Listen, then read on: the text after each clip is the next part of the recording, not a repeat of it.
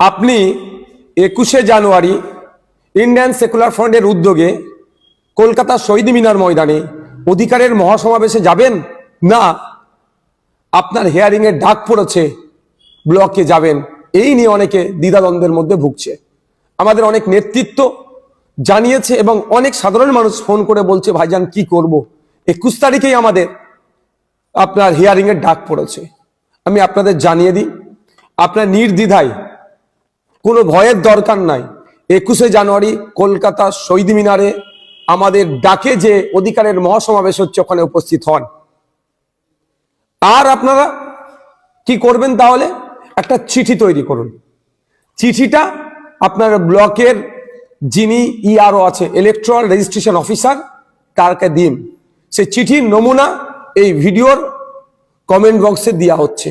তারপরও আমি একটা ছোট্ট করে দেখিয়ে দিই, বুঝতে পারবেন চিঠিটা কিভাবে লিখবেন। প্রতি মাননীয় বা মাননীয়া ইআরও আপনার বিধানসভার নাম লিখে অমুক বিধানসভা, তারপরে আপনার জেলার নাম দেবেন, তারপরে কি দেবে বিষয়, শুনানির দিন পরিবর্তনের আবেদন, তারপরে মহাশয় মহাশয়া, মহাশয় পুরুষের জন্য মহাশয়, মহিলার জন্য মহাশয়টা দিলেন, আপনার নাম দেবেন, পিতার নাম দেবেন, পুরো ঠিকানা লিখবেন।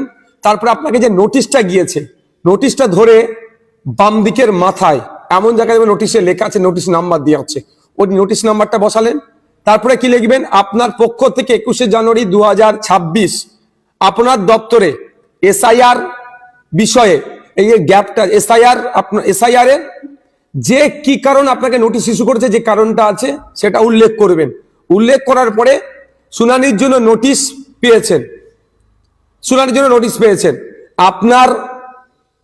আপনাকে বিশেষভাবে অনুরোধ করছি 21শে জানুয়ারি 2026 বুধবার অনেক আগে থেকেই আমার একটি গুরুত্বপূর্ণ অন্যত্র প্রোগ্রাম রয়েছে। আপনি এখানে যা কিছু লিখতে পারেন, যা কিছু মিনস যে আমার একটা বিশেষ কাজ আছে, আগে থেকেই ছিল বা এখন ডিসাইড হয়ে গেছে, গুরুত্বপূর্ণ কাজ আছে, যে কাজটার জন্য যে আপনি তারপরে কি লিখছেন, আচ্ছা এই দিনটার পরিবর্তন করা হোক, নতুন একটি দিন দেওয়া হোক, যে দিনে আমি সশরীরে উপস্থিত থেকে এই হিয়ারিং বা শুনানিতে অ্যাটেন্ড করব। তারপরে ধন্যবাদ সহ আপনার সই করে দিলেন তলায়, যেদিনকে অর্থাৎ সোমবারই আশা করব, সোমবার কি মঙ্গলবার খুব বেশি হলে টার্গেট করবেন, জমা দেবেন, তারিখটা উল্লেখ করে দেবেন। দুটো কপি হবে, একটা ইআরও স্যার বা ম্যাডাম নিয়ে নেবেন, আর একটা আপনার কাছে থাকবে রিসিভ কপিটা। আপনি আসুন কলকাতায় আগামী 21শে জানুয়ারি কলকাতায় বেলা 11টার সময় শহীদ মিনার ময়দানে আসুন, আপনার আমার অধিকার বুঝে নিতে। ফেক এসটি/এসসি সার্টিফিকেটের নামে যেভাবে প্রকৃত এসটি/এসসিরা বঞ্চিত হচ্ছে, এই হয়রানি বন্ধের জন্য। নতুন ওবিসি সার্টিফিকেট দিয়ে মমতা ব্যানার্জি যেভাবে মুসলিম সম্প্রদায়ের সাথে দ্বিচারিতা করছে, বৈষম্য করছে, এটা বন্ধের জন্য। ওয়াকফ সংশোধনী আইন প্রত্যাহারের জন্য।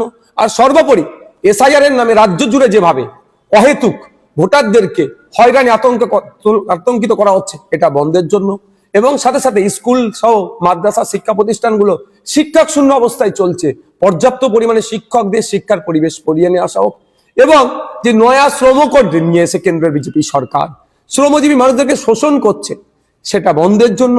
এবং যে শিক্ষিত বেকার যুবকদের হাতে কাজ তুলে দেওয়ার লক্ষ্যে এই ধরনের 11-10টা পয়েন্টের উপরে, সব আরো পয়েন্টে আলোচনা হবে। আমরা কলকাতায় শহীদ মিনার ময়দানে এক অধিকারের মহাসমাবেশ ডেকেছি। আপনারা আসুন, নিশ্চিন্তে আসুন।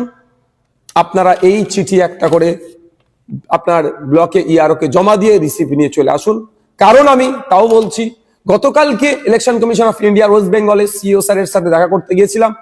বিভিন্ন বিষয়ে আলোচনা হতে হতে ভার্বালি আমি এটা বলেছিলাম যে এই পরিস্থিতি, এটা কাকতালীয় কি ইচ্ছাকৃত ভাবে আমি সেটা বলতে পারছি না, কিন্তু ব্যাপক জায়গায় 21 তারিখে নোটিশ ইস্যু করা হয়েছে।